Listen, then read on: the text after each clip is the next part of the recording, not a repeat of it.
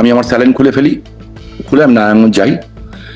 কেউ জানেও না, তখন আমরা অল্প কয়েকজন লোক গেছি। আমি নারায়ণগঞ্জ ক্লাবে যে খেতে বসছি অসুস্থ, এমন সময় শুনলাম চারিদিকে বোমাবাজির আওয়াজ এবং গুলির শব্দ। তো আমি ভাতও খেতে পারিনি, আমি বেরিয়েছি।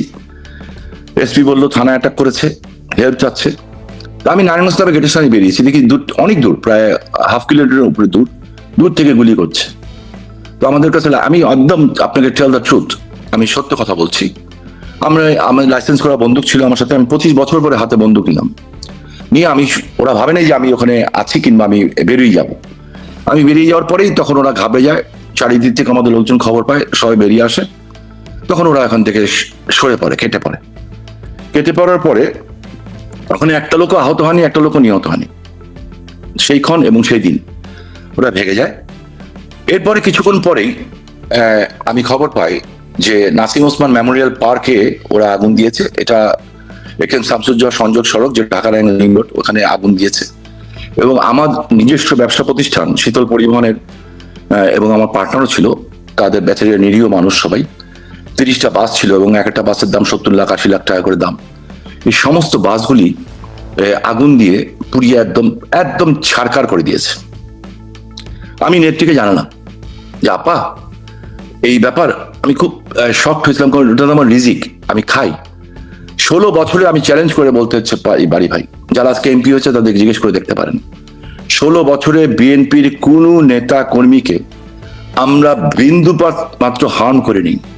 বরঞ্চ এখন একজন এমপি হয়েছেন 3 থেকে, তাকে গ্রেফতার করা হয়েছিল, একদিনের মধ্যে আমি তাকে মুক্ত করে নিয়ে এসেছিলাম।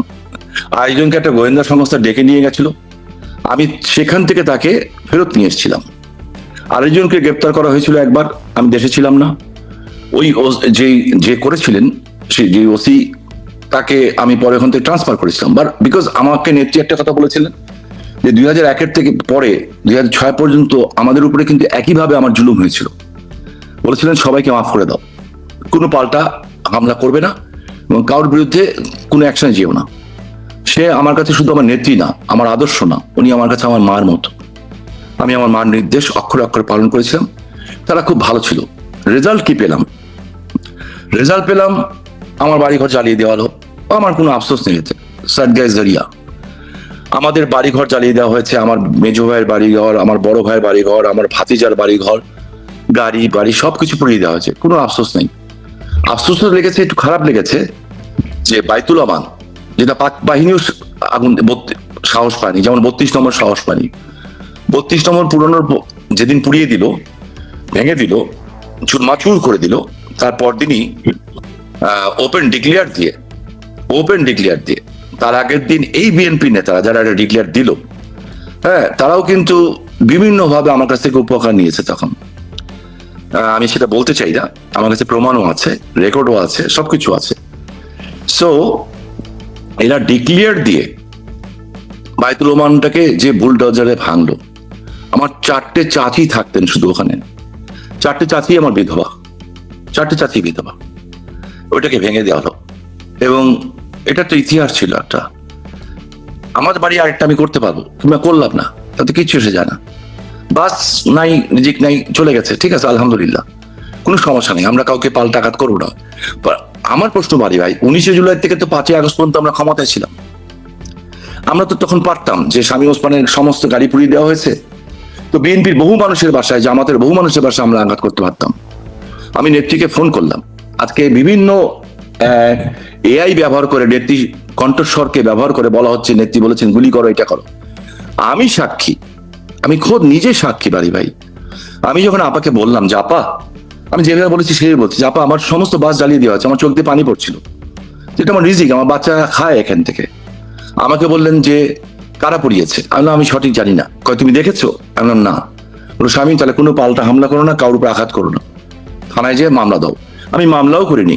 নারায়ণগঞ্জে এসপি ডেকে নিয়ে ওসিকে দিয়ে কিছু নাম লেখে আমার এক বন্ধুকে দিয়ে ওখানে স্বাক্ষর নিয়েছিল। ওই বন্ধুও জানে না কার কার নামে মামলা হয়েছে।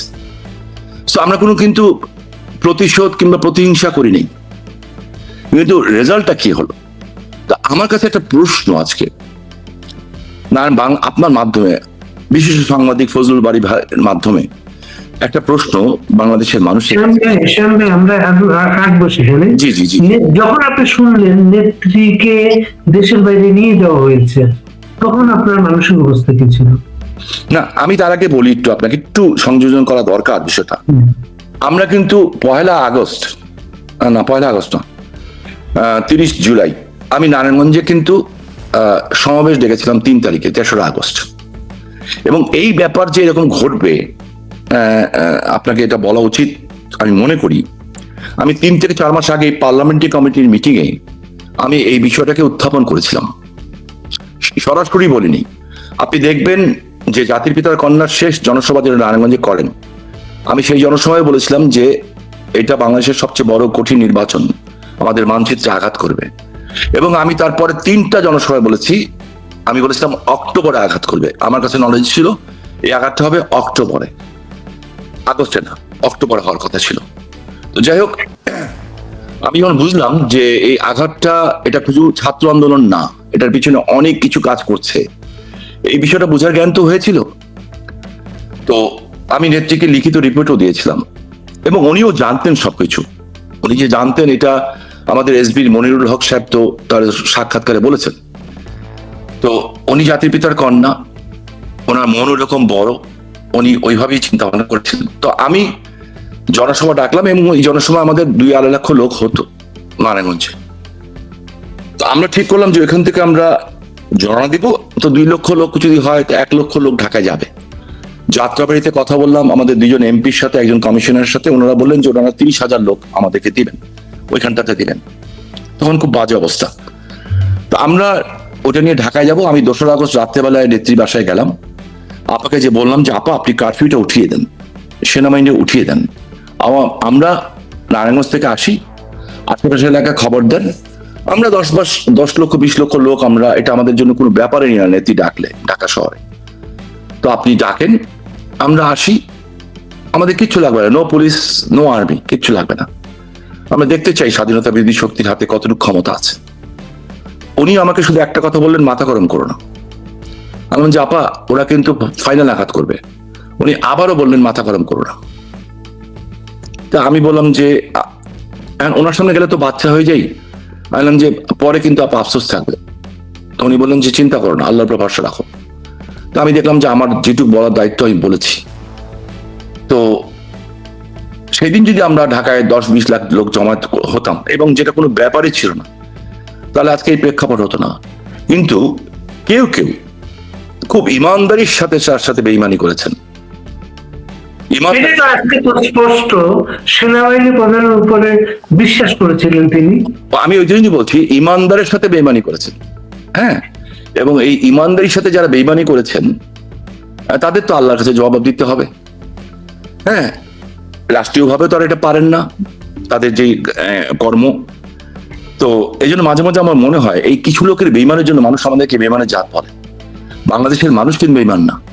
বাংলাদেশের শতকরা 98% মানুষ এখন বুঝতে পারছে যে তারা কি হারিয়েছে। আমার ধারণা এর মধ্যে বলতে পারছে 80% মানুষ, আর বাকিরা তর্কের খাতিরে বলে না, ঠিক আছে সবকিছু, এরা অন্য দলের সাপোর্টার কিংবা হোয়াট এভার ইট ইজ, ধরেন 30%ই ধরেন, আর বাকি কিন্তু মানুষ আজকে বুঝতে পারছে।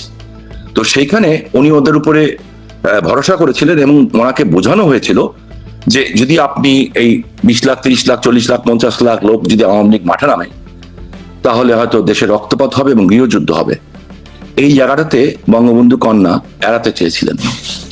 এবং আমার সাথে এসএসএফ এর চিফের সাথেও পরে কথা হয়েছিল, যখন নেত্রী যেতে রাজি হচ্ছিলেন না, তারা বলেছিল মাননীয় প্রধানমন্ত্রী আপনি না যান, আমাদের কোনো আপত্তি নেই, বাট আমাদের দায়িত্ব হচ্ছে আপনাকে সেভ করা, এটা আমাদের রাষ্ট্রীয় দায়িত্ব। এটাতে আমরা ওথ করা আছি, PGR and SSF special security force, যে আমরা আমাদের বন্দুকের গুলি আমাদেরকে ছাড়তে বাধ্য হবে যতক্ষণ পর্যন্ত আমাদের শরীরের দম আছে। তখন নেত্রী ভেবেছিলেন যে অনেক মানুষের জীবন যাবে। উনি বুঝছেন যে ওনাকে ক্ষমতাচ্যুত করা হচ্ছে, ওনাকে হত্যার চেষ্টা করা হচ্ছে, এবং উনি এইটাও জানতেন যে ওইখানে 1 থেকে 1,500 ছেলেকে কালো প্যান্ট সাদা শার্ট দেওয়া হয়েছিল, বুকে একটা আইডি কার্ড দেওয়া হয়েছিল, এবং এরা এই 2 বোনকে, জাতির পিতার 2 কন্যা, বঙ্গবন্ধুর 2 কন্যা, স্বাধীনতার স্থপতির 2 কন্যাকে শুধু হত্যা করে তারা যায় নাই, তারা চেয়েছিল, কিভাবে বলবো কথাটা, হত্যা তো করবেই নৃশংস ভাবে এবং খুব অশ্লীল ভাবে হত্যা করবে। That was there plan. আল্লাহ তাকে বাঁচিয়ে রেখেছেন, এবং বাঁচিয়ে যখন রেখেছেন, আমার বিশ্বাস উনি যে বলেছেন ডিসেম্বর মাসে দেশে ফিরবেন, উনি যা বলেন উনি তা করেন, উনি যা স্বপ্ন দেখেন সেই স্বপ্ন বাস্তবায়ন করেন। তবে এটা দরকার ছিল, আমি মনে করি বাংলাদেশের মানুষ বোঝা দরকার ছিল যে তারা কি পেয়েছিল, কি হারিয়েছে। বাড়ি ভাই, আপনি বিশ্বাস করবেন, আমার বন্ধু বান্ধব ম্যাক্সিমামই মধ্যবিত্ত, উচ্চ মধ্যবিত্ত, নিম্ন মধ্যবিত্ত। আমি তাদেরকে যখন জিজ্ঞাসা করি, যাদের ইনকাম 50,000, 60,000, 70,000 এরকম ইনকাম, 80,000 টাকা মাসে ইনকাম, 2টা ছেলে আছে, বাচ্চা আছে, 3টা মেয়ে আছে, 1টা মেয়ে আছে, বাড়ি ভাড়া দিয়ে থাকে, আমি তাদের যখন আজকে জিজ্ঞেস করি 60-70,000 টাকা ইনকাম, কিন্তু it's not a matter of jokes, তাদেরকে জিজ্ঞেস করি যে তোরা কেমন আছিস, কারণ আমার জানতে চাই আমি অ্যাকচুয়ালি মানে এই মধ্যবিত্ত, উচ্চ মধ্যবিত্ত এবং নিম্ন মধ্যবিত্ত বাদ দেন, এদের অবস্থা কি। এরা আমাকে যেটা বলে যে মাসের 21 দিন 22 দিন তারা ওই টাকা দিয়ে চলতে পারছে, এরপর আর চলতে পারছে না। তারা আমাকে বলে যাদের ঘরে ইয়াং মেয়ে আছে, যে তারা মেয়েরা সন্ধ্যার পরে তো প্রশ্নই উঠে না বাইরে যাওয়ার, দিনের বেলাও যখন বাইরে যায় তারা প্রচন্ড ভাবে আতঙ্কিত থাকে, তারা নিজেরাও খুব জরুরি কাজ না হলে বাসার বাইরে যান না। বড় বড় ব্যবসায়ীদের যখন ফোন করি যে আপনারা কেমন আছেন এখন, এই বড় বড় ব্যবসায়ীরা যখন উত্তর দেন যে অনেক বড় বড় ব্যবসায়ী, তারা যখন নেত্রীকে নিয়ে যাওয়া হচ্ছে তখন আপনি কি করছিলেন? তখন আমার বাড়ির সামনে আবার ঢাকায় অ্যাটাক হয়েছে। আমি ওই অ্যাটাককে ফেস করে 3:30 4টার সময় আমি ওই বাড়ি থেকে বেরিয়েছি। আমার 4.5 বছরের নাতি, 4.5 বছর কিংবা 5 বছর, এখন যার বছর 4.5 বছরের নাতি, এখন যার বয়স 6.5 বছর, আমার সেই নাতিকে পর্যন্ত নিয়ে যাওয়া হয়েছিল ধরে। আমার স্ত্রী, আমার মেয়ে, আমার ছেলের বউকে মেরে ফেলার চেষ্টা করা হয়েছিল। মানুষ এসে তাদেরকে উদ্ধার করেছিল, রক্ষা করেছিল। আমি, আমার ছেলে আলাদা হয়ে গেছিলাম, ওরা আলাদা হয়ে গেছিল। সো আল্লাহ তাদেরকে রক্ষা করেছিল মানুষের মাধ্যমে। মানুষ ঘিরে, ওরা যখন মেরে ফেলতে গেছিল, আমার নাতিকে নিয়ে চলে যাচ্ছিল, তখন আমার বউ ঝাঁপিয়ে পড়েছিল তাদের উপরে, আমার স্ত্রী। সেই ট্রমার থেকে এখনো সে বেরোতে পারেনি এবং মুক্তিপণ দাবি করছিল। তখন চারিদিক থেকে হাজার হাজার মানুষ এসে তাদেরকে রক্ষা করেছিল। আলহামদুলিল্লাহ, আল্লাহর মানে তার ফেরেশতা হিসেবে তাদেরকে পাঠিয়েছিলেন। দাবি করছিল, এদের চেহারা, পোশাক কিরকম? এরা সব তখন মদ্যপ অবস্থায় ছিল, মানে কারোর হাতে অস্ত্র, কারোর হাতে ছুরি, মানে আমার বউ তো কাউকে ছিল না এদেরকে। হ্যাঁ, এবং আমার বউর যেটা কথা ছিল, আমার মেয়ে যেটা বলেছিল যে ম্যাক্সিমাম ছিল ড্রাঙ্ক, অ্যালকোহল অবস্থায় ছিল তারা, মানে কোনো সেন্স ছিল না। কিন্তু আমার মেয়ের হাতে টেলিফোন ছিল একটা। কোন সড়কে কয়টার সময় এটা ঢাকার থেকে একটু দূরে, নারায়ণগঞ্জে না, ঢাকার থেকে দূরে একটু সাভার সাইডে এই ঘটনাটা ঘটেছিল। আচ্ছা, মানে একটা সেফ প্লেসে যাওয়ার সময় ওরা জানতো না যেটা আমার বাচ্চা, আমার পরিবার, এটা জানতো না। কিন্তু বাস একটা মহিলা পেয়েছে, 3টা মহিলা, একটা ছোট বাচ্চা পেয়েছে, এইটাই। আমার পরিবার যদি জানতো তো মেরেই ফেলতো হয়তোবা। তখন ওখানে আমার যারা সার্কেল ছিল, যারা ওদেরকে নিয়ে যাচ্ছিল, তখন যখন আমার মেয়ে টেস্ট করে দিয়েছিল যে আমরা we are in danger, save us, তখন এলাকার মানুষকে ওরা বলার পরে তখন এলাকার মানুষ চারিদিক থেকে ওদেরকে ঘিরে ফেলেছিল এবং ওই লোকগুলি থেকে ওদেরকে উদ্ধার করেছিল। আলহামদুলিল্লাহ রাব্বিল আলামিন। এরপর যাই হোক, এরপরে আমি দেশ ছাড়লাম, আমি ভারতে গেলাম। হ্যাঁ, আমি আগস্টের শেষে গেছি। আমার তো যাওয়ার অভ্যাস আছে অনেক আগেই, বারবারই যাই আমি। হ্যাঁ, সো এরপরে আমার স্ত্রী আগস্টের শেষের মাঝের সময়টা কোথায় ছিলেন? আগস্টের শেষ নাগাদ, এই মাঝ সময়টা আমি ঢাকায় ছিলাম। আচ্ছা, ঢাকায় ছিলাম, একবারে ওদের বাড়ির সামনেই ছিলাম। বাট আমাদের মজা হচ্ছে, আমরা তো ছোটবেলা থেকে আন্ডারগ্রাউন্ডে অভ্যস্ত। হ্যাঁ, তো আমরা ধরা খাওয়ার লোক সহজে না, আর আল্লাহ সেভ করেছেন আমাদেরকে, আলহামদুলিল্লাহ রাব্বিল আলামিন। আমি আমার ছেলেকে নিয়ে চিন্তিত ছিলাম, যেহেতু আমার সাথে ছিল, ও তো রাজনীতি করেনি কোনো সময়। ওর নামেও প্রায় 200-র উপরে মামলা হয়েছে। হ্যাঁ, এবং আইসিটিতে মামলা চলছে। আমার ছেলে, আমার ইটস ভেরি ইন্টারেস্টিং, মানে কি বলবো, আমার নামে, আমার ছেলের নামে, আমার ভাতিজার নামে, ঠিক আছে, ইটস ফাইন। আমার দলের নেতাকর্মীদের নামে, ওটাও ফাইন। বাট আমার ছেলের শ্বশুর বাড়ি, আমার শ্বশুর বাড়ি সবাই মার্ডার কেসে আসামি, এবং আইসিটিতে মামলা চলছে, হয়তো ফাঁসি টাসি দিবে হয়তো বা। শেখ হাসিনাকেই ফাঁসি দিয়ে দিয়েছে, শেখ হাসিনাকে ফাঁসি দেওয়া মানে তো বাংলাদেশকে ফাঁসি দেওয়া। আমি আল্লাহর ওলিয়ার দরবারে তার জন্য প্রতিদিন দোয়া করানো হয়, এবং আমার সেটার থেকেই বিশ্বাস যে আল্লাহর ওলিয়াদেরকে যেভাবে এই খুনি ইউনূস সরকার থেকে আরম্ভ করে এখন পর্যন্ত যেভাবে অপমান করা হয়েছে, যেভাবে আমি বুঝি না বাড়ি ভাই, আপনি অনেক জ্ঞানী লোক, দ্বিতীয় বিশ্বযুদ্ধ বলেন, প্রথম বিশ্বযুদ্ধ বলেন, পৃথিবীর যত যুদ্ধের ইতিহাস বলেন, আমি তো কোথাও দেখি নাই এই জিনিস, শুনিও নেই এই কান দিয়ে। নিজামুদ্দিন আউলিয়ার মাজারে একটা ছবি প্রকাশ করেছিল অনেক পরে মনে হয়। জি, আমি ওইটা আগস্ট সেপ্টেম্বর মাসে, জি সেপ্টেম্বর মাসেও কি দিল্লিতে ছিলেন? জি, আমি দিল্লিতে গেছিলাম ওই সেপ্টেম্বর মাসে। আমার বউ, আমি আগস্ট মাসে 28 থেকে ঢুকি, আর আমার বাচ্চারা বোধহয়, আমার স্ত্রী, আমার মেয়েরা, আমার নাতি, এরা, আমার ছেলের বউ, এরা ঢুকে বোধহয়, সম্ভবত আমি ঠিক অ্যাকুরেট মনে নেই, সেপ্টেম্বর মাসে 5, 6, 7 তারিখের দিকে ঢুকে। এরপরে আমি ওখান থেকে কলকাতা যাই। আমার ওদের অবস্থা খুবই খারাপ ছিল, শারীরিক অবস্থা ট্রমায় চলে গেছিল, বিশেষ করে আমার নাতির জন্য। আমার স্ত্রী কথা বলতে পারছিল না ওই ঘটনাটার কারণে, ওরা আর মেনে নিতে পারছিল না। তো তারপর ওখান থেকে যাই ইয়েতে, দিল্লি যাই। ছবিটা কিভাবে প্রকাশ পেল? এটা কেউ কি প্রকাশ করলো না আপনি ইচ্ছে করে প্রকাশ করলেন? না, ওখানে একজন লোক ভিডিও করেছিল বোধহয়, সম্ভবত। আচ্ছা, জি জি জি।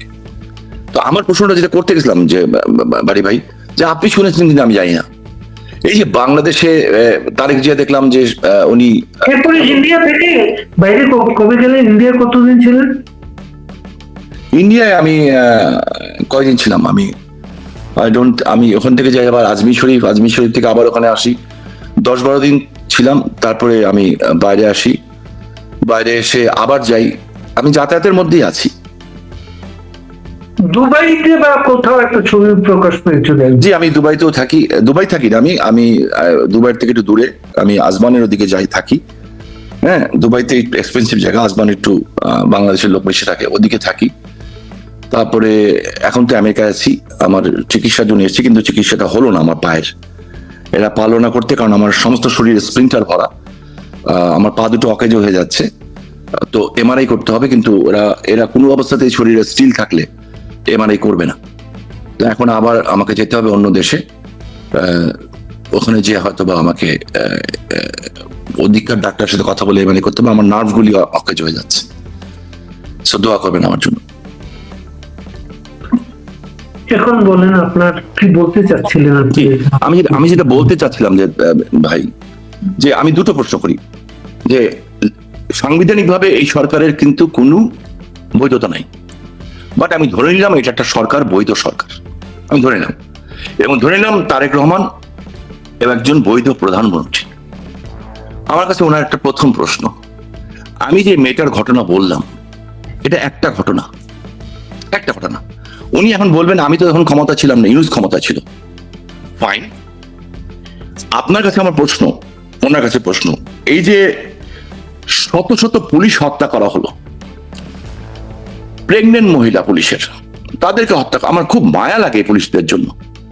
আমি দেখলাম 2 দিন আগে যে হবিগঞ্জের কি একটা আছে জুলাই যোদ্ধা, এটা নেংটি ইন্দুর সাইজ, আমি নাম জানি না, নেংটি ইন্দুর সাইজ, একে পুলিশ গ্রেপ্তার করলে আগেও করেছিল একবার, তাকে ছেড়ে দিতে বাধ্য হলো। সে থানায় বসে বলতেছে কিভাবে পুলিশ মারছে। এটা একটা সভ্য রাষ্ট্র? হ্যাঁ, বাংলাদেশের প্রধানমন্ত্রী, আপনাকে আমি জিজ্ঞেস করতে চাই, আপনি যখন প্রধানমন্ত্রী হবেন সবারই হবেন, এই পুলিশকে যে হত্যা করলো বিচার করলেন না কেন? স্বরাষ্ট্রমন্ত্রী মহোদয়কে আমি জিজ্ঞেস করতে চাই, সালাউদ্দিন সাহেবকে, আমাদের লোকজন তো ডেলি অ্যারেস্ট করছেন, প্রতিদিন অ্যারেস্ট করছেন। গত কয়েকদিন আগে আগস্ট মাসে ঢাকায় বসুন্ধরা থেকে আমার 53 জন লোককে অ্যারেস্ট করেছেন। করেন, আরো করেন, 25 লক্ষ লোকের নামে মামলা করেছেন, দেন আরো দেন, নো প্রবলেম। কিন্তু আপনি যে সচিবালয়ে বসেন, সেই সচিবালয় থেকে পূর্বাঞ্চলে যেখান থেকে আপনি চিটাগাঙে যান, আপনি একটু খবর নেন, খোঁজ নেন, ওইখানে 4টা মাদ্রাসাতে, এটা আমি 2-3 মাস আগের ঘটনা বলছি, এখন হয়তো বেড়েছে আরো, এবং 2টা মহিলা মাদ্রাসা, আর বাকিগুলি পুরুষ মাদ্রাসাতে অস্ত্রের ট্রেনিং হচ্ছে, এবং ভয়ঙ্কর অস্ত্রের ট্রেনিং হচ্ছে, এবং সেখানে লস্করে তৈয়বা, যেটা সজিবাদের জয় বলেছেন, লস্করে তৈয়বা, আল কায়দা, যেটা জাতিসংঘ নিরাপত্তা পরিষদ স্বীকার করেছে, তারা সেখানে কাজ করছে।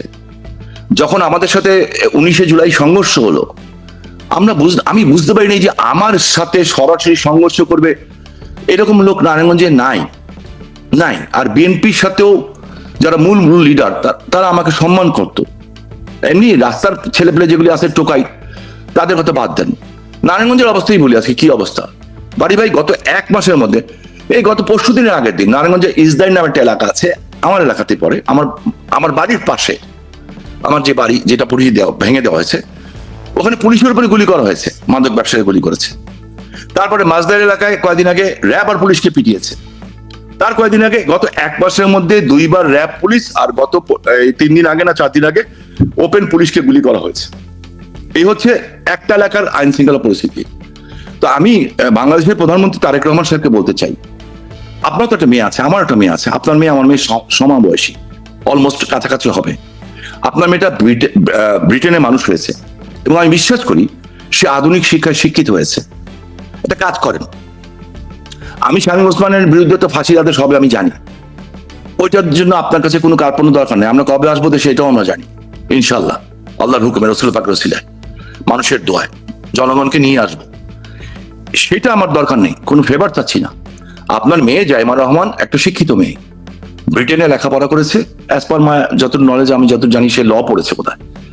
তাকে দিয়ে গোপনে একটা টিম করেন তো সারা বাংলাদেশে। যে ওই যে একটা মেয়ের কথা বললাম, সাংবাদিক, ওই রকম কয়টা মেয়ের শ্লীলতাহানি হয়েছে, কতগুলি মেয়ে ধর্ষণ হয়েছে, বিচার করবেন?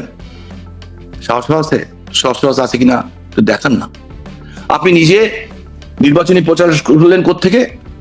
শাহজালাল বাবার দরকার থেকে। মানলে আমি খুব খুশি।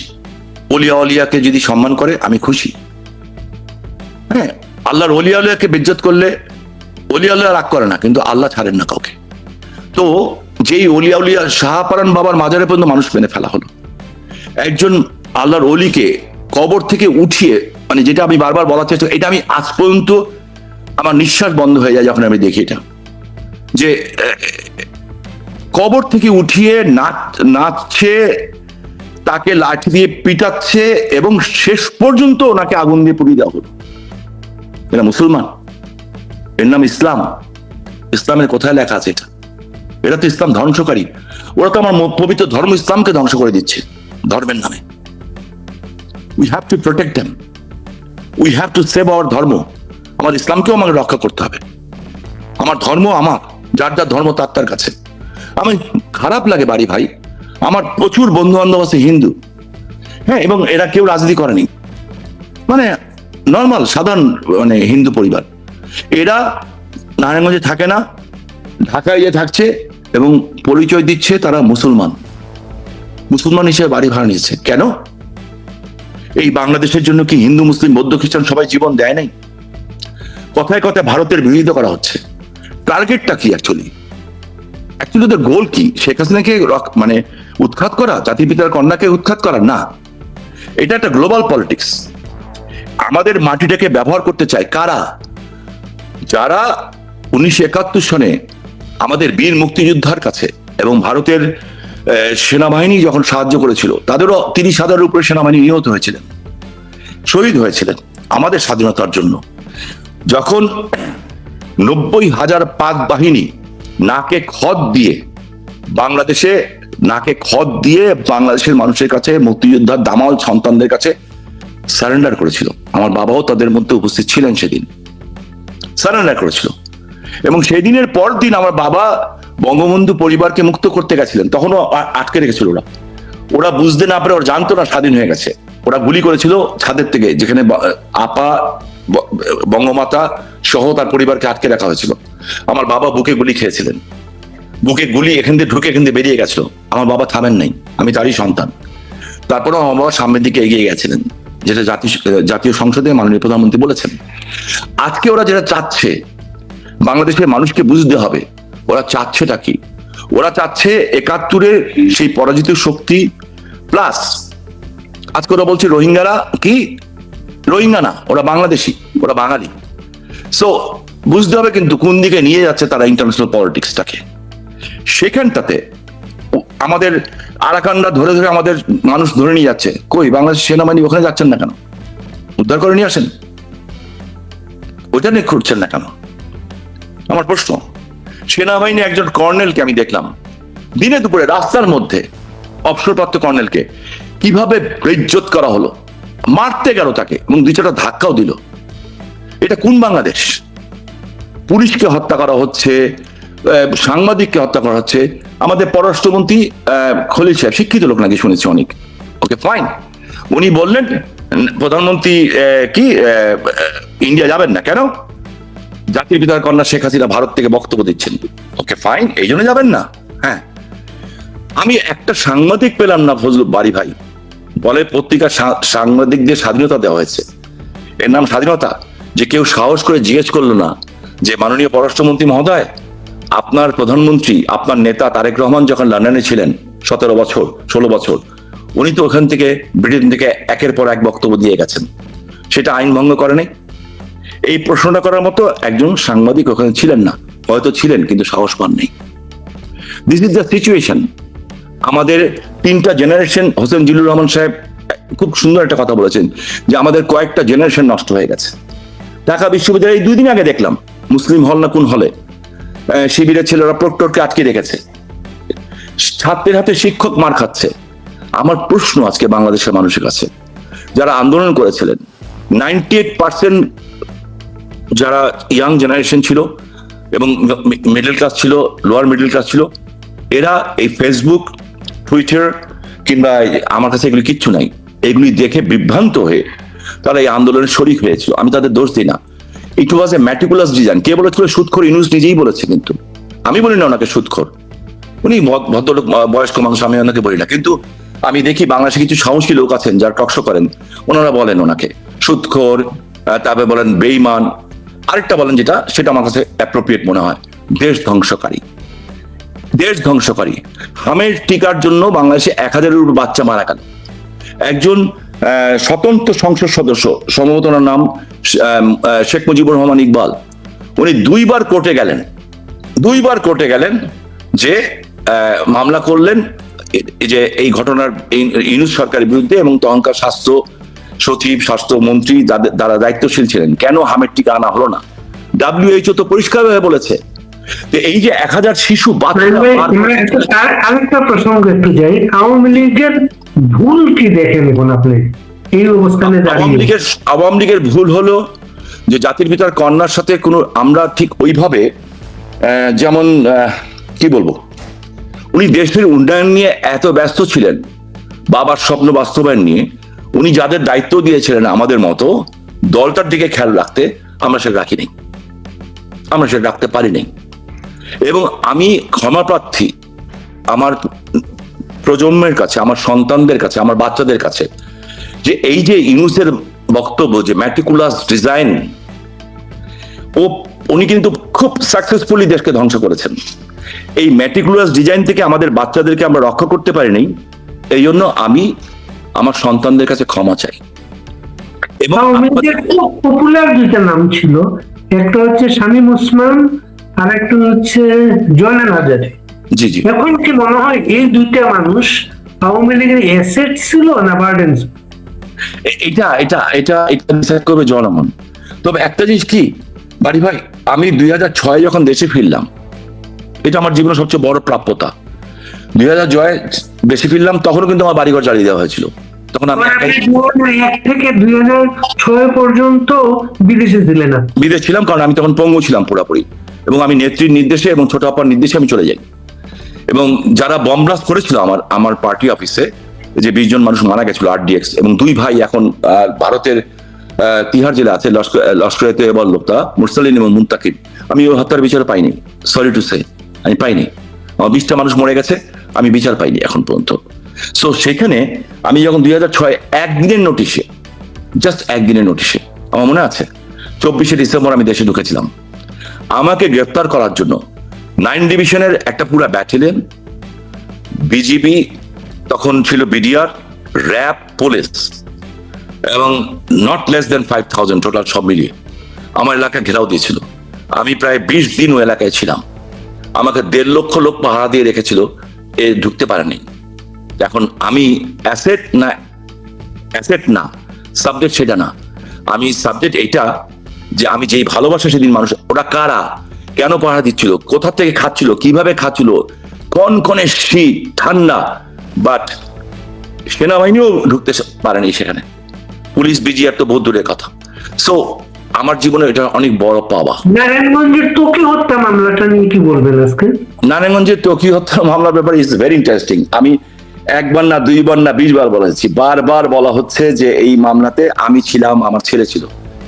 আমি প্রেস কনফারেন্স করে আমার পাসপোর্ট দেখিয়েছি, আমার ছেলের পাসপোর্ট দেখিয়েছি। ওরা বলছে আমরা সশরীর উপস্থিতি থেকে তকি নামে কোনো বাচ্চা আছে, রফি রাব্বি, এটাও আমরা জানি না। আর রফি রাব্বির কোনো ফ্যাক্টরও ছিল না। এটা আরেকজন আছে এটার পিছনে, আমি তার নাম বলতে চাই না। হ্যাঁ, তারা এটা একটা কোনোভাবে যখন প্রোটেক্ট করতে পারছিল না এভাবে করছিল। তো আমরা তখন কিন্তু দেশেই ছিলাম না। At that time I was in Dubai, এবং আই শো মাই পাসপোর্টের টিকিট সারা বাংলাদেশের সমস্ত সাংবাদিক ডেকে আমি প্রেস কনফারেন্স করে, তারা যখন সব বলে শেষ করেছে আমার বিরুদ্ধে এবং আমার ছেলের বিরুদ্ধে, তখন কিন্তু আমার ভাতিজার বিরুদ্ধে বলে নেই। সবটা অভিযোগ দিয়েছিল আমি, আমার ছেলে আর আমাদের কয়েকজন লোকের নাম। আমিও শুনছিলাম, এনজয় করছিলাম। দেখ, ওরা যখন দিয়ে সব শেষ করেছে, তখন আমি যখন পত্রিকা আমি আমার কি পাসপোর্ট শো করেছি, তখন আবার চুপ হয়ে গেল। কিছুদিন পরে আবার টার্ন করলো আমার ভাতিজার দিকে। তো এটা নারায়ণগঞ্জের রাজনৈতিক কৌশল, এবং এটার পিছনে অনেক শক্তি কাজ করেছে, অনেক শক্তি কাজ করেছে।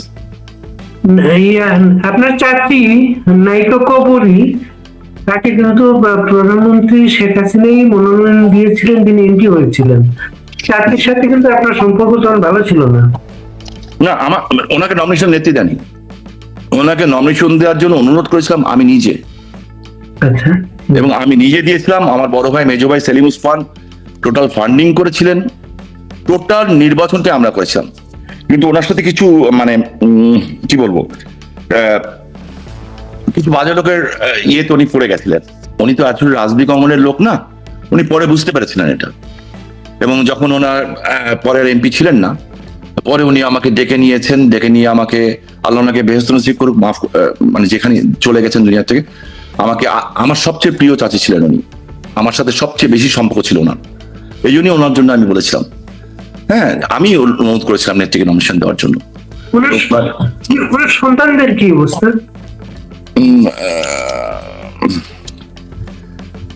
আছে, ভালোই আছে মোটামুটি, বেশ ওরা ভালো আছে। জি জি জি, ওরা ভালো আছে। আরেকজন নেত্রী নারায়ণগঞ্জে আইভি, তার সাথে আপনার সম্পর্ক ভালো ছিল না? না, ভালো তো, তার সাথে আমার সম্পর্ক ভালো। আমার সাথে তার পার্সোনালি কোনো মানে খারাপ সম্পর্ক কোনোদিন ছিল না। রাজনীতি করতে গেলে একটা বড় পরিবারে, হ্যাঁ, ভাই বোনের মধ্যে একটা যদি অনেক বড় পরিবার থাকে, নিজেদের ভাই বোনদের মধ্যে কিন্তু সমস্যা থাকে, সেরকম ছিল। কিছু কিছু জিনিস যেমন আমার সাথে মিলে না, হ্যাঁ, যেমন যাক, আমি এই ব্যাপারটা আর কিছু বলতে চাই। এখন উনি মুক্তি পেয়েছেন, আর আমি দেখেছি উনি পালিয়ে বেড়াতে হচ্ছে, এই বিষয়টা না, ওনাকে, উনি বাসায় আছেন আলহামদুলিল্লাহ, উনি মুক্তি পেয়েছেন, এবং আলহামদুলিল্লাহ রাব্বিল আলামিন, ও মুক্তি পেয়েছে আমার ছোট বোন, এবং মুক্তি পেয়ে ও সরকারকেও ধন্যবাদ জানিয়েছে, আমি দেখেছি।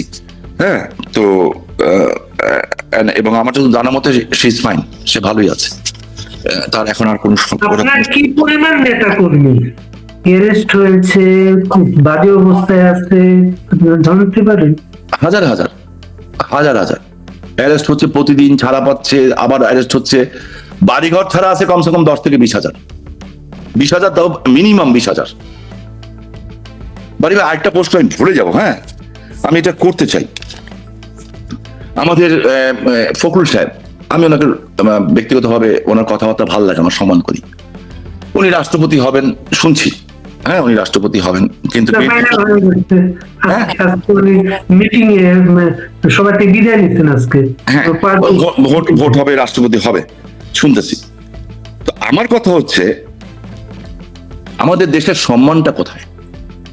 আমি বারবার বলছি, এই সরকারের কোনো বৈধতা নাই, ধরে নিলাম বৈধ, উনি রাষ্ট্রপতি হবেন, যে আমি এই প্রসঙ্গে আসবো, একটা জিনিস বলেছে যে যে ওবায়দুল কাদেরের মুখে সেই স্লোগানটা পরে বেশি জনপ্রিয়, যেটা আপনি প্রথম দিয়েছিলেন। জি, খেলা হবে।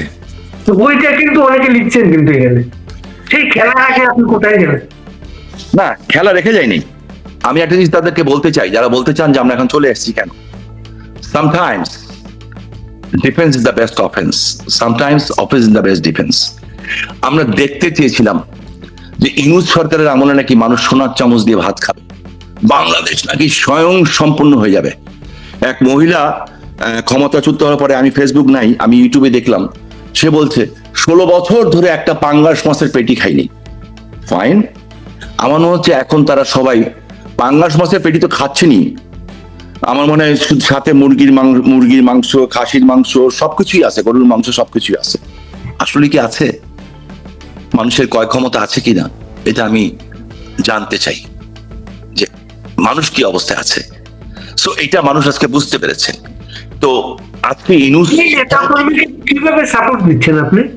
সেই নেতাকর্মীদের, এই যে আপনি বললেন হাজার হাজার নেতাকর্মীর বাড়ি ঘর, ব্যবসা বাণিজ্য নানাভাবে, আমি আমি একা তো সাপোর্ট দিচ্ছি না, ইটস এ টিম ওয়ার্ক।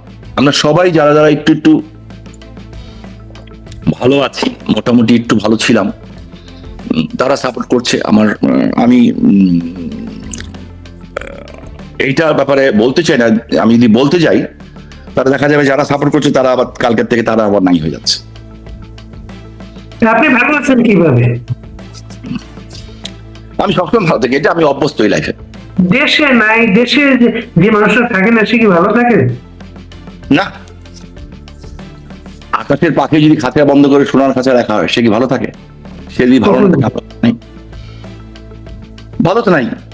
আমার দেশ ধ্বংস হয়ে যাচ্ছে, আমি আমার আব্বা আম্মা ভাইয়ের কবর জিয়ারত করতে পারি না। আমার এখন রাজনীতি করব, সংসদ সদস্য হব, মন্ত্রী হব, এমপি হব, আমার কিচ্ছু দরকার নেই। আমার যদি ইচ্ছা করে এখন দেশে যাব, 32 নম্বরটা ভেঙে দেওয়া হয়েছে, আমরা বঙ্গবন্ধুর আদর্শের রাজনীতি করেছি, ওখানে যে মন পড়ে স্লোগান দিব জয় বাংলা বলে, জয় বাংলা জয় বঙ্গবন্ধু স্লোগান দিব। এরপরে যাব আমার আব্বা আম্মা ভাইয়া, আমার দাদা দাদি, ওনাদের কবরটা জিয়ারত করব। এরপরে যদি আল্লাহর হুকুম হয়, আল্লাহ যদি কবুল করেন, আমার সমস্ত বংশে যারা আছেন সবাইকে নিয়ে আল্লাহর ঘরটা জিয়ারত করব। জিয়ারত করে এরপরে আসব। ইলেকশন করব কিনা মনে হয় না, কতটুকু রাজনীতি করবো সেটা জানি না, তবে দেশের মানুষের সেবা করব এবং যেখানেই থাকি জাতির পিতার আদর্শের একজন কর্মী হিসাবে যেটুকু করা দরকার সেটা করব। কিন্তু কিছু চাওয়া পাওয়া সহজভাবে বললেন, তো সহজভাবে বলে দিলেন দেশে আসবেন, আসলে এই করবেন সেই করবেন, দেশে আসলে সেই স্বাভাবিক অবস্থা কি পাবেন? হ্যাঁ, জাস্ট ওয়েট এন্ড সি বাড়ি ভাই। কেন খুব কনফিডেন্সের সাথে বলছেন আপনি? দেশে আসার পরে আমি পরিস্থিতি হবে আপনাদের পক্ষে? আপনি 100% কনফিডেন্স নিয়ে বলছি, ইনশাল্লাহ ইনশাল্লাহ আমরা দেশে যাব, বিজয়ের মাসেই দেশে যাব। বিজয়ের মাসে আবার বিজয় হবে শেখ হাসিনার, এবং এই বিজয়ের মূল নায়ক হবে বাংলাদেশের জনগণ। জনগণ আজকে বুঝতে পেরে গেছে যে what's going on. People's are not stupid, সবসময় পিপলসকে স্টুপিড বানানো যায় না। বাংলাদেশের মাটিকে ব্যবহার করে, বাংলাদেশে জঙ্গিবাদ কায়েম করে, হ্যাঁ, আপনি ভারতকে ডিস্টার্ব করবেন, ওখান দিয়ে মায়ানমারে যুদ্ধ লাগাবেন, আর বাংলাদেশ ওদিক থেকে গোলা এসে পড়বে বাংলাদেশে, মরবে বাংলাদেশ, আর পাকিস্তান ওখানে আরামে থাকবে। ওদের আইএসআই এজেন্ট বাংলাদেশে ঘুরে গেছে, ওরা আল কায়দা। তারপরে আমি কেন বলবো, জাতিসংঘের নিরাপত্তা পরিষদই তো বলছে। আর বাড়ি ভাই, আপনার দেশের ইজ্জত কোথায় আছে এখন? এই যে মির্জা হাফিজ সাহেব মুক্তিযোদ্ধা, আমি ওনাকে রেসপেক্ট করি, উনি এখন ভারপ্রাপ্ত রাষ্ট্রপতি। কয়েকদিন আগে দেখলাম কি জুলাই যোদ্ধা না কাদের সম্বর্ধনা অনুষ্ঠান, ওই অনুষ্ঠানে উনি উপস্থিত, মহামান্য রাষ্ট্রপতি উপস্থিত, মাননীয় স্বরাষ্ট্রমন্ত্রী উপস্থিত, মুক্তিযোদ্ধা মন্ত্রী উপস্থিত, মুক্তিযোদ্ধা প্রতিমন্ত্রী সাদেক হোসেন খোকাবায়ের ছেলে উপস্থিত। আমি দেখলাম ওইখানে এমন ভাবে হইচই হলো যে পৃথিবীর সমস্ত দেশের রাষ্ট্রদূতরা, অ্যাম্বাসেডার ওখানে ছিলেন, তারা দৌড়ে ওখান থেকে পালিয়ে গেলেন। এরপরেও এই দেশে ইজ্জত থাকে? এরপরে তো এদেশে ইজ্জত কোথায় আছে আমি জানি না। এই রিপোর্ট কি পৃথিবীর সব দেশে যায় নাই? পৃথিবীর সব দেশ এখন বুঝতে পারছে। আমি যে দেশে বসে আছি মার্কিন যুক্তরাষ্ট্র, এখানে আমি আগেও ছিলাম, আমার অনেক ছোট ভাই আছে, আমার সন্তান আছে যারা এখানে প্রচন্ড হাই প্রোফাইলে থাকে, কাজ করে, মেইন স্ট্রিমের সাথে কাজ করে, এদের মতামত কি আমি জানি। সো ইউরোপিয়ান ইউনিয়ন কি চিন্তা করছে সেটাও জানি। এরা কেউই আরেকটা এক্সট্রিমিস্ট কান্ট্রি হোক, এবং বাংলাদেশ যদি আমি একদম স্ট্রেট বলতেছি আপনাকে, আর্মির 2জন বড় বড় অফিসারের সাথে কথা হলো, আমাকে বললেন ওনারা যে কি করছেন, কি ভাবছেন শাহিন ভাই। আমি বললাম যে আসবো। আসবেন নাকি? আমি বললাম যাই না, আপনারা ব্যবস্থা করেন, আপনারই তো দেশের সেনাবাহিনী, যা কিছু করেছেন আপনারই তো করছেন। উনি বললেন জলদি আসার ব্যবস্থা করেন। আমি বললাম ফাইন, কেন? বলে দরকার হলে বিএনপির সাথে আপনারা নেগোসিয়েশন করেন। মানুষের সাথে বিএনপির বুঝতে হবে, বিএনপি একটা ডানপন্থী দল, মধ্যপন্থী ডানপন্থী দল। আজকে বিএনপি 100% চরম উগ্র ডানপন্থীদের কবজায় পড়ে গেছে। ওর কয়েকদিন পরে ওনাদের নিঃশ্বাস নেওয়ার জায়গা থাকবে না, একুল ওকুল দুকুল হারাবে ওনারা। আপনি আমার এই কথাটা লিখে রাখেন। ফ্র্যাঙ্কেস্টাইনের সাথে বন্ধুত্ব করে কোনো লাভ নাই। মনে করছেন যে এইভাবে থেকে উনি প্রধানমন্ত্রী থেকে যাবেন? Not at all. যদি আওয়ামী লীগ, ওরা যেটুকু এখন পর্যন্ত চেক অ্যান্ড ব্যালেন্স করছে, আওয়ামী লীগের ভয়ে করছে, শেখ হাসিনার ভয়ে করছে যে কখন ফিরবেন, এই কারণে এই ভয় চলে যায়, আগামীকাল বিএনপি ক্ষমতা থাকবে না, তারেক সাহেবও ক্ষমতা থাকবেন না। এটা আপনাকে আমি লিখিত দিচ্ছি। এই সেনা কর্মকর্তা কি আপনার কাছ থেকে খবর নিলেন আসলে আওয়ামী লীগ কি চিন্তা করছে? নো, তারা, আমি জানি তারা দেশপ্রেমিকের সন্তান, তাদের বাবা মুক্তিযুদ্ধ ছিলেন, এইটুকু আমি জানি। তারা চিন্তিত দেশ নিয়ে। তখন আমি বললাম যে আপনি সেনাবাহিনী, আপনারা পারছেন না? কয় না, আমরা পারবো না। আমি কেন?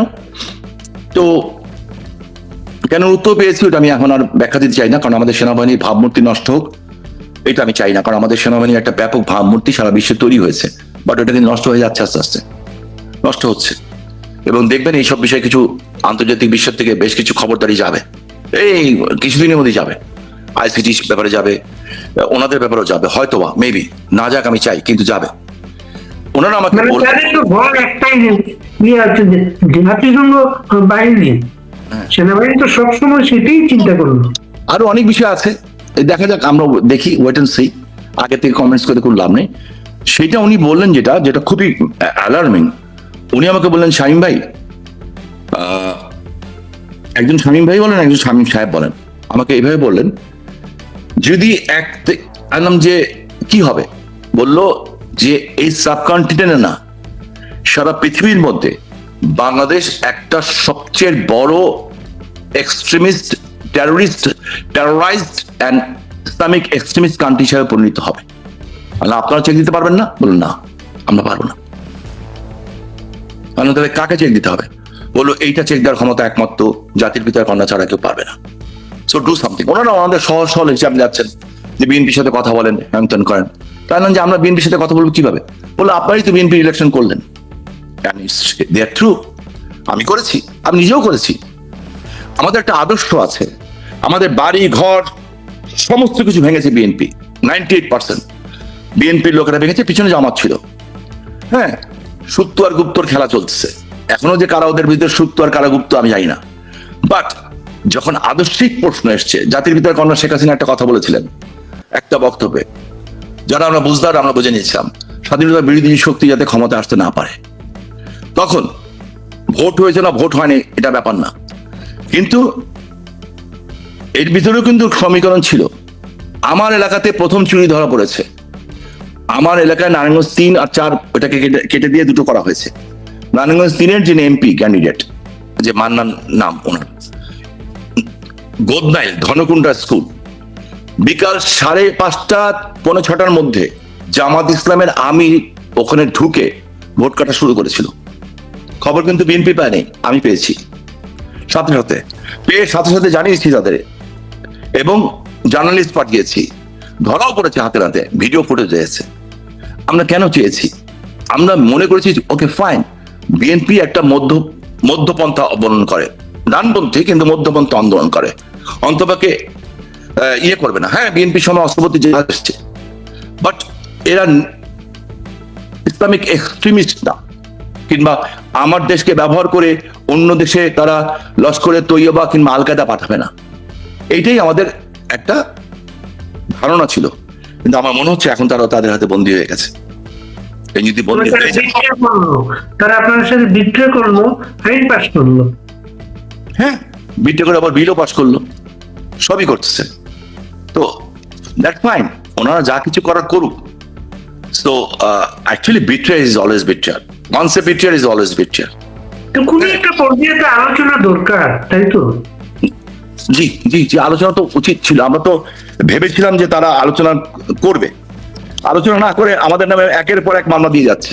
বাড়ি ভাই, আপনার মাধ্যমে বলতে চাই, যারা আমাদের নামে মামলা দিচ্ছেন এবং দিয়েছেন, আইসিসি যে মিথ্যা সাক্ষী দিয়েছেন, আমি মিথ্যা মামলা করা এটাও কিন্তু একটা চরম অপরাধ। যাদের কথায় আপনারা মামলা দিয়েছেন এবং যাদের কথায় যে মামলা সাক্ষী দিচ্ছেন, পরে বলবেন ভাই আমরা কিছু জানতাম না, আপনাদের কিন্তু ফেস করতে হবে এটা, because we have all the proof, audio video সব কিছুর প্রুফ আছে, কে কোথায় কখন ছিলাম। এর বেশি কিছু বলবো না। সো যাই কিছু করেন, একটা জিনিস মাথায় রাখবেন, nothing is permanent in this world. কিচ্ছু পার্মানেন্ট না, আমরাও না, একমাত্র মৃত্যু ছাড়া কিচ্ছু পার্মানেন্ট না। দুজন সেনা কর্মকর্তার সাথে আপনি আলোচনার কথা বলে আর কাদের সাথে আলাপ করেন?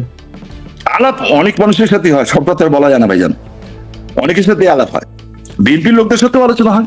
বিএনপি কি সবাই স্যাটিসফাইড? না, সবাই স্যাটিসফাইড না। যেমন আমি একটা কথা বলি যে বিএনপি যে সবাই স্যাটিসফাইড না, ছোট্ট একটা উদাহরণ দিই। হ্যাঁ, আমি জানি আমাকে এটা কাভার দেওয়ার জন্য সে হয়তো আমার কালকে আমার বিরুদ্ধে হয়তো বক্তব্য দিতেও পারে। ছোট মানুষ, বাচ্চা মানুষ, আমি ওর নামটা জানি না, ভুলে গেছি, বাট ওনার বাবাকে আমি খুব সম্মান করতাম, সাদেক হোসেন খোকা সাহেবের ছেলে। ওদের সম্ভবত কিছু একটা প্রতিমন্ত্রী হবে মনে হয়, মুক্তিযুদ্ধ, আমি জানি না ঠিক, মুক্তিযুদ্ধ বিষয়ক প্রতিমন্ত্রী। তাহলে হ্যাঁ তাই হবে। ওই যে যেদিন ওই যে রাষ্ট্রপতিকে বেইজ্জত করে সব অনুষ্ঠান বন্ধ করে দেওয়া হলো, স্বরাষ্ট্রমন্ত্রীকে বেইজ্জত করা হলো, আমি দেখলাম মুক্তিযুদ্ধের রক্ত কিন্তু মুক্তিযুদ্ধের রক্ত। সে কিন্তু ঠিক খেপে গেছিল, খেপে যে মাইকে সে যে কিন্তু ডাইরেক্টলি বলেছিল কিসের জুলাই যোদ্ধা, কি অবদান আপনাদের, রীতিমতো সে খেপে গেছিল। ছোট মানুষ, বয়স কম, এবং ধমকও দিয়েছিল। পরে আরো হয়েছে, শুরু হয়ে গেল, পরে তাকে সরিয়ে দিলে সালাউদ্দিন সাহেব গেল। শরীরে মুক্তিযুদ্ধ রক্ত আছে তো মানতে পারে না। তো বিএনপির ভিতরে তো আছে, এরকম লোকও আছে, তাদের সাথেও কথা হয়। আমার মনে হয় তারাও স্যাটিসফাইড না, তারাও বুঝতে পারছে। আর যেইভাবে বিএনপির মানে ছোটখাটো নেতার থেকে বড় নেতারা দেখতেছি যে বেশ কিছু দেশের নাম আমি বলতে পারি, হ্যাঁ, মালয়েশিয়া, থাইল্যান্ড, দুবাই, এই সমস্ত জায়গায় যাতায়াত করছেন, আবার জিনিস আনছেন আর জিনিস ফেলে দিয়ে যাচ্ছেন, রেখে যাচ্ছেন সবকিছু। আমার তো মনে হচ্ছে যে তারা বুঝতে পারছেন যে বেশি দিন নাই। সো আমি আর আরেকটা জিনিস কি, ডক্টর ইউনূস রাষ্ট্রপতি হবেন এরকম একটা ধারণা অনেকের ছিল, এরকম একটা নেগোসিয়েশনও ছিল। তারেক রহমান প্রধানমন্ত্রী, ইউনূস রাষ্ট্রপতি। তো এই জায়গায় আমি বিএনপিকে ধন্যবাদ দিতে চাই যে অন্তপক্ষে যেই লোকটা দেশটাকে একেবারে ধ্বংসের দান প্রান্তে নিয়ে গেছেন, না গর্তে ফেলে দিয়েছেন অলরেডি, হ্যাঁ, যার কারণে হাজার হাজার বাচ্চা মারা গেছে, যে আমাদের দেশটাকে একটা জঙ্গি রাষ্ট্রে পরিণত করে দিয়ে গেছে অলরেডি, তাদের এন্ট্রেন্স দিয়ে দিয়েছে, তাকে রাষ্ট্রপতি বানান নাই, এই জন্য ধন্যবাদ। কিন্তু you have to pay for this, ওনাদেরকে কিন্তু এই জন্য পে করতে হবে। And wait and see. আর আমাদেরও যারা আছেন আওয়ামী লীগের নেতাকর্মী, তাদের উদ্দেশ্যে বলতে চাই, আমাদের এনিমি কিন্তু একটা না, আমাদের এনিমি ট্রাইঙ্গুলার। আমাদের অনেকগুলি শক্তির সাথে একসাথে লড়াই করতে হবে, এবং আমরা লড়াই করব।